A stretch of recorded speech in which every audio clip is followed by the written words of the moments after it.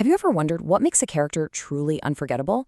The ones that stick with you long after the credits roll. Well, it's not just about what they do, it's about why they do it. Today, we're diving deep into the absolute heart of every great story, character desire.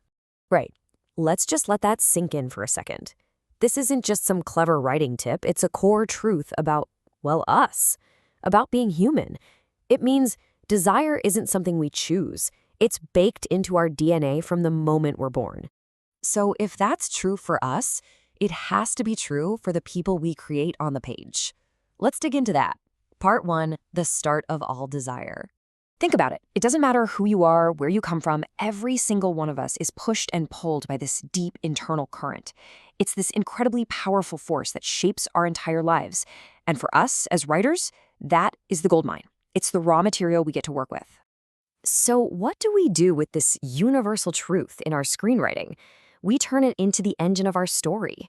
A character's desire isn't just some simple want, like, I want a new car. No. It's the story's core. It's the fundamental why behind every single thing they say and do. Okay, so here's the big question, right? If this desire is so deep and internal, how on earth do we make it visible to an audience? How do we show their deepest longings without just having them spell it out? And this is where the real artistry comes into play. I absolutely love this phrase, as if visible yet not. It's all about showing a character's deepest wants in these tiny, almost invisible moments. It's not a billboard, it's more like a flicker of a shadow, a little crack in their armor that gives us a peek inside. Let's look at this in action, because the difference is night and day. On the left, you've got a character basically reading you their diary. It's just information. But on the right, that's pure emotion. The audience gets to feel that longing, that resentment for themselves. That little extra second they hold their gaze on the train, man, that says everything. All right, so these powerful little moments aren't just one-offs. They're actually building blocks. They stack on top of each other, creating this really deep subconscious picture in the mind of the viewer. So you can just throw out that idea of the big, dramatic, I want monologue. That's not how the masters do it.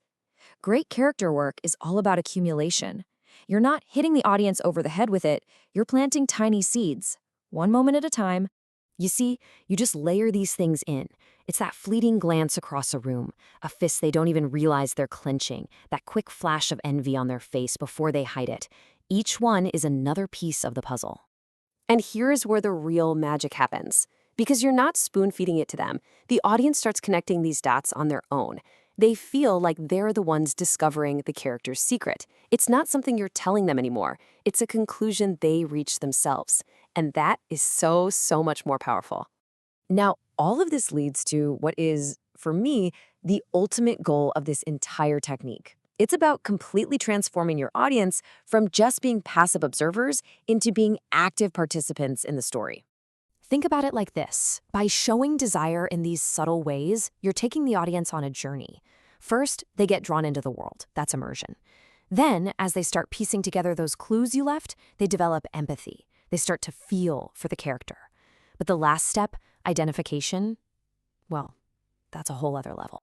And that's what it all builds to. This incredible phenomenon where the line blurs. When the audience feels like they figured out the character's desire themselves, they build this unbreakable bond. They don't just watch the protagonist anymore. They feel like they are the protagonist. That character's desire becomes their own. So what's the lasting impact of this? What's the real payoff for making an audience feel that deep connection? Why do some stories just stay with us forever? Well, once that bridge of identification has been crossed, it's a total game changer. We're no longer just watching someone else's emotional journey from a safe distance. We're living it. Their hopes, their fears, their wins, they actually feel like our own. This is the ultimate prize. This is why some characters feel like old friends, why their struggles feel like our memories. When you do this right, the story becomes deeply personal to every single person watching. You're not just creating a movie, you're creating an experience that resonates long after the screen goes dark. So I'll leave you with a challenge. For the story you're working on right now, I want you to go deeper than the plot. Find that core, innate human desire that's really driving your main character. And then ask yourself the most important question. How can I show it, not in a big speech, but in a quiet gesture, a stolen glance, a fleeting moment that is as if visible yet not.